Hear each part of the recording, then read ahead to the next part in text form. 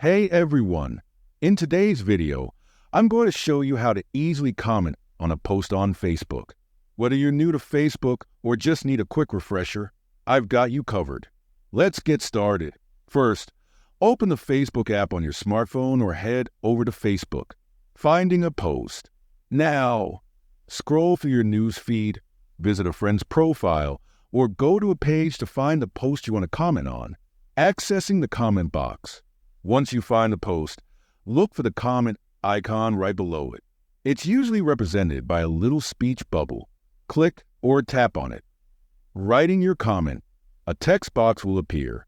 Now, you can type in your comment, share your thoughts, give your feedback, or simply leave an emoji posting the comment.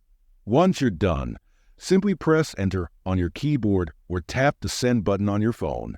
Your comment is now live. And that's it. You now know how to comment on Facebook. It's that simple. If you found this video helpful, be sure to like, share, and subscribe for more tips. See you in the next one.